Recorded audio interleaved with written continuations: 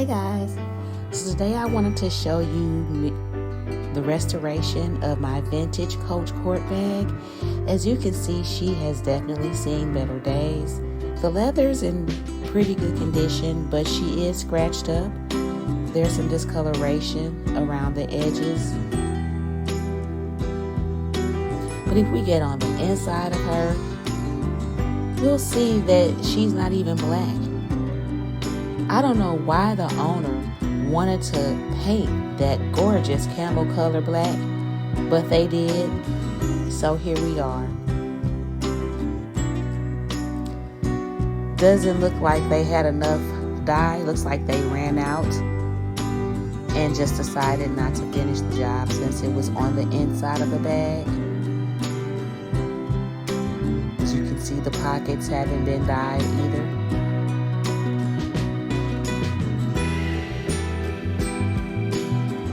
So we got a big job ahead of us.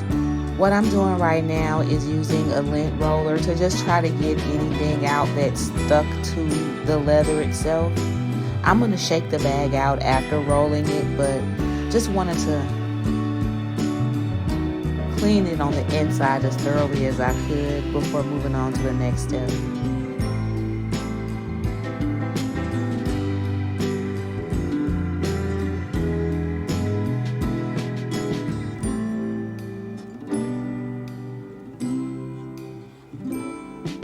I still don't understand why they dyed this bag. I would love to have the vintage Coach Court in that awesome camel color, but I don't, so we're going to work with what I do have.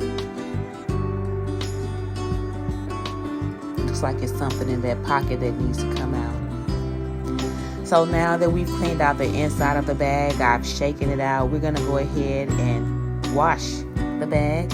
So I've got some lukewarm water and some Dawn, nothing fancy. Just agitating a little bit, make sure that the soap and water are mixed up.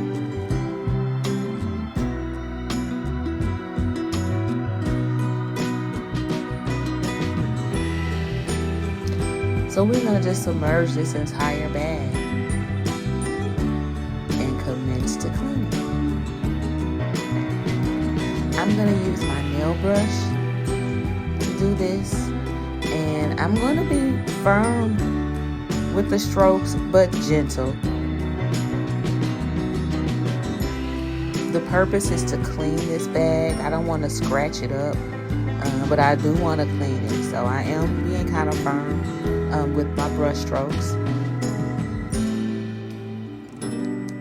Being that she's vintage, I'm assuming that she's probably had more than one owner, and she's also probably led a really busy life. So I just want to make sure that I get all of the dirt, grime, germs, bacteria, whatnot off of her before I move my stuff in. And this cleansing process is also necessary to prepare her for the dye, because we're going to dye this bag.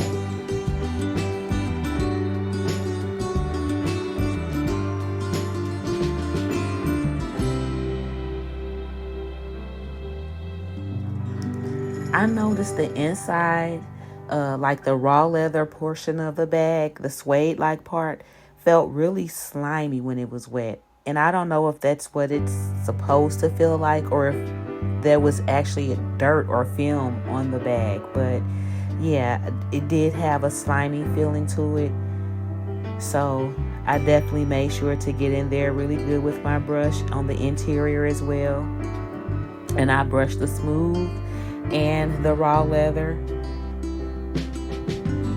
making sure that the bag is submerged in the water while I'm scrubbing, but definitely scrubbing up that nap and getting in there.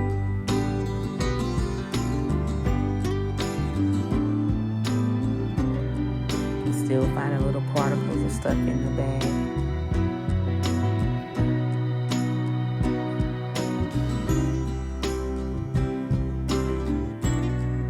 So I paid like $30, $40 for this bag off eBay, and I got it a couple summers ago and just hadn't bothered to do anything to it. I knew it was a project bag when I purchased it. So the seller was very transparent about the condition of the bag, and there were pictures of the interior, so I knew what I was buying when I bought it. See how much dye is still coming off of the bag? I've had it going on a couple of years, probably going on 3 at this point. But that tells me that either it wasn't prepped properly prior to dyeing, or they didn't seal it after dyeing. One of 2 things occurred in the process, because there should not be this much dye coming out of this bag in the water, especially after I treated it. So one thing that I did do to this bag, and I did not show on camera, I forgot to show, is I took some acetone and some cotton balls and ran it along the surface of the bag, the inside as well, at least the smooth portions. The purpose of that was to remove any surface dye or sealants, coats on the leather. That will ensure that when I dye the bag, that my dye absorbs fully into the leather, because that any protective coating will be removed with the acetone, which was basically nail polish remover. That's what I had at home, and that's what I used. So we let that sit. We're going to let it sit for about 25-30 minutes.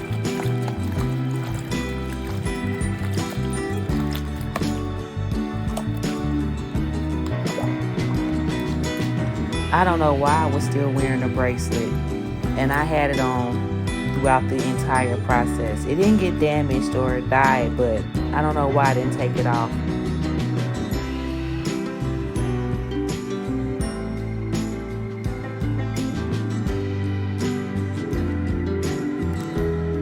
So the next thing we'll do is rinse this bag.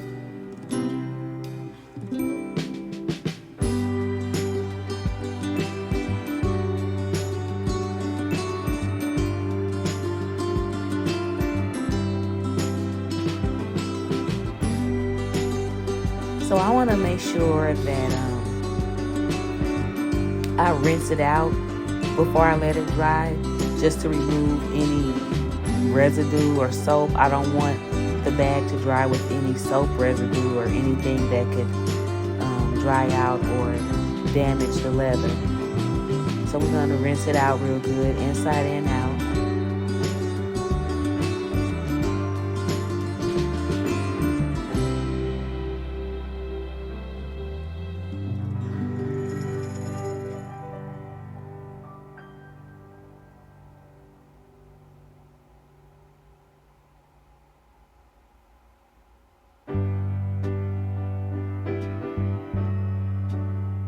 So now I'm going to stuff the bag. But first I want to remove as much excess water as I can. So I'm just wiping it down and squeezing it. You know, if you squeeze the leather, you'll see more water come out.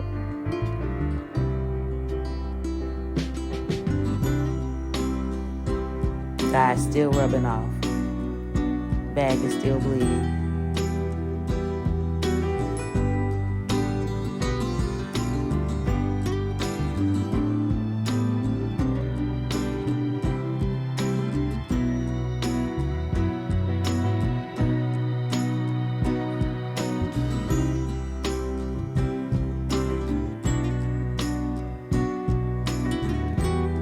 So stuffing it took a little minute. I was really careful about how I stuffed the bag because I didn't want to stretch the leather, and I know that it's wet now, but however it dries is pretty much how the leather will form. So I wanted to make sure that it was stuffed and that it had some shape, but I didn't want it to be stretched. So I think I ultimately was able to fit one towel in the back pocket, 4 in the main compartment. Then I think I had 2 on that front small compartment. So enough towels to soak up the excess moisture and give the bag its shape back, but not so many that it stretched the leather.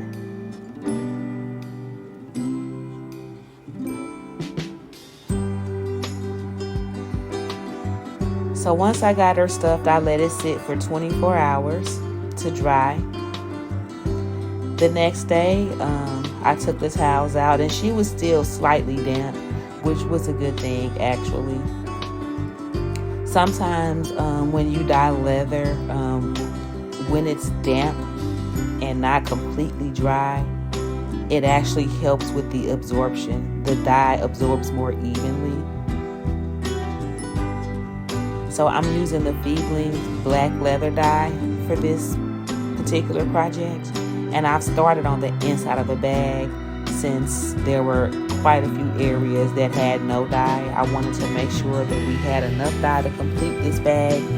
And so I wanted to start on the areas that I felt needed the most work.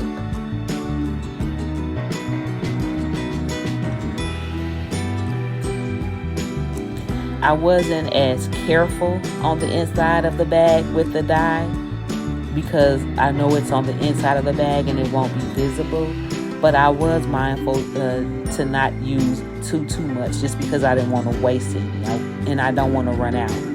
Because it's obvious that the first person who attempted to dye this bag ran out of dye before they finished.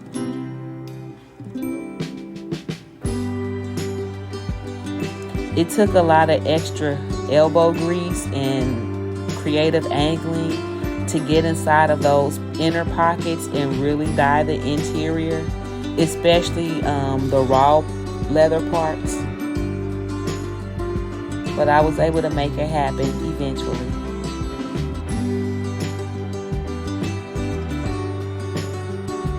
So I actually spent 2 days dyeing this bag. So I did the inside, and then I did what you see right now.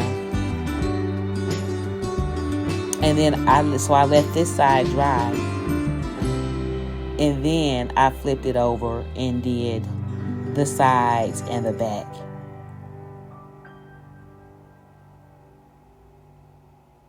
But I wanted to make sure to get around those edges on this bag because there were some threads that had not been dyed. There were some beigeish colored threads peeking through. So I just wanted to make sure that the leather up under and the actual thread were black.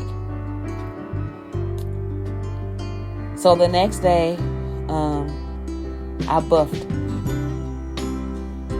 And you'll see again that this bag still has a lot of excess dye on the surface, even though I pre-treated the leather. And it'll come off on this towel quite easily. The bag feels kind of stiff, almost crunchy. But it's been through a lot at this point. It's had acetone rubbed on it. It's been submerged in water and scrubbed, and it's been dyed. But as I buff the leather, I notice it starts to soften, and you can see how much dye is still coming off.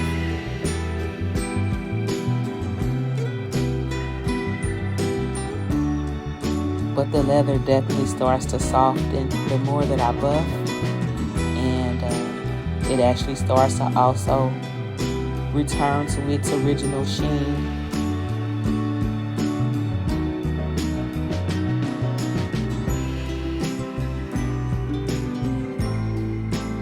But there's just still so much dye coming off on this rag. Black dye is the worst for color transfer and bleeding. It is the absolute worst, but we'll address that in just a second.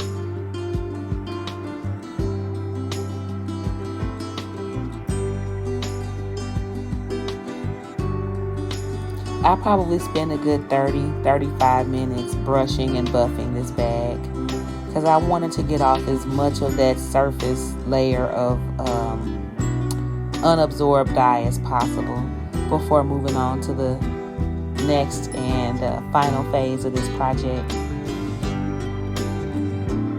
And I took special care around the handles because I know I'll be using those the most.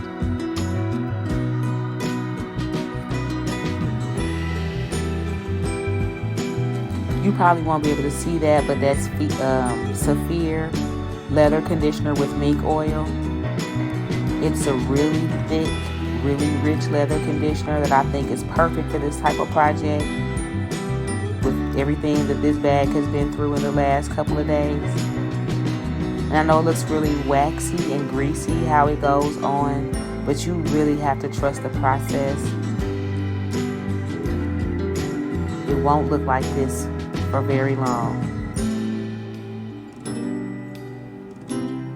But the leather is already getting even softer. It's like it's almost melting up under my fingers as it absorbs the oil and whatever nutrients are in this oil that this skin probably so desperately needs at this point. And like I said, a little of this goes a really long way. But I'm gonna just go ahead and make sure that the entire bag is conditioned with this oil, and then I'll buff it.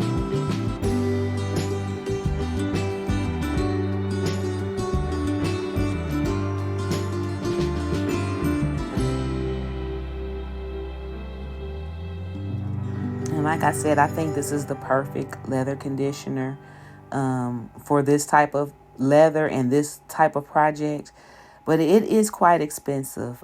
This jar was almost $30. I think it's worth it though, because as I stated before, a little of this goes a really, really long way, and you can use this for all types of leather: shoes, handbags, upholstery.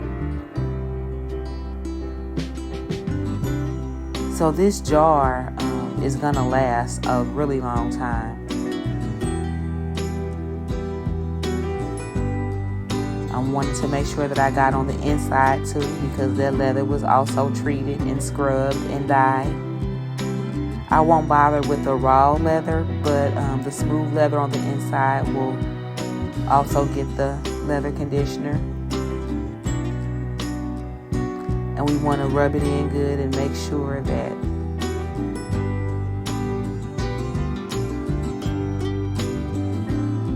there's conditioner on all of the bag.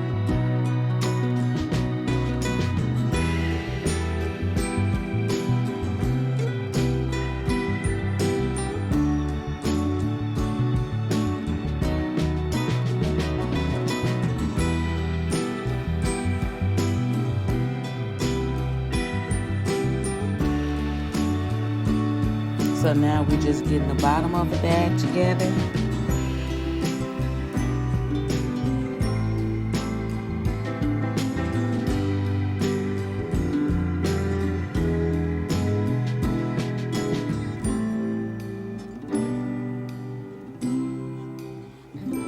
And taking care of those sides.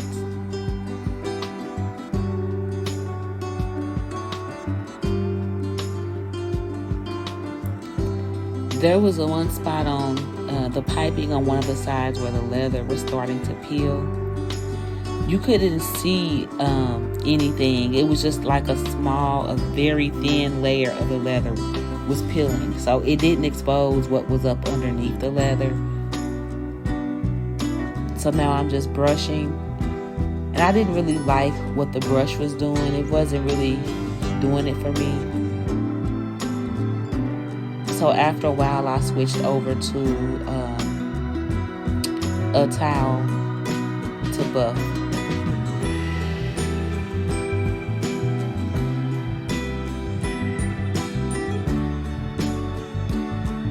And the microfiber towel worked much better.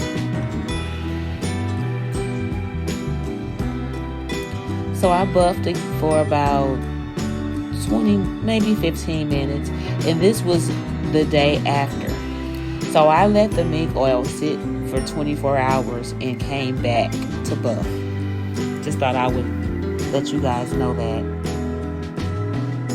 And I was hoping by giving the oil a chance to soak in, that it would eliminate this bleeding and rub off that you still see here, but it didn't. So we're going to address that next. But first, I want to go ahead and get the black dye off of the hardware. So I'm just using nail polish remover, the same thing I used to pre-treat the leather before I washed it. I'm just using that in a Q-tip and carefully removing the black off of the hardware.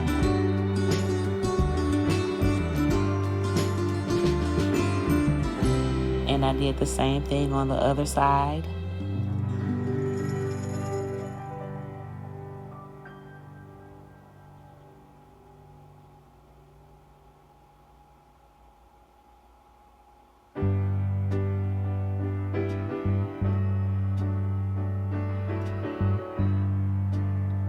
The other side was a lot worse than the front, but I was eventually able to get all of the black dye off of there. And this was dye that was on the bag when I purchased it, not dye that I put on. So now we're at the final step, and this is the sealant. So I'm using an acrylic resin, also made by Feeblings, to seal the leather, to keep it from bleeding and eliminate color transfer and all that other stuff. I diluted the resin, so this is a neutral resin, so it will dry clear, but I diluted it and used a 50-50 ratio of resin and water. And I used long one-directional strokes so that it wouldn't get too thick or create a tacky buildup. Did the same thing with the bag and let it dry.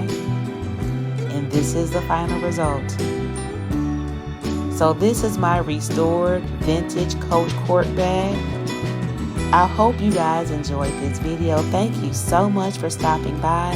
And until the next time we see each other, take care of yourselves. Bye.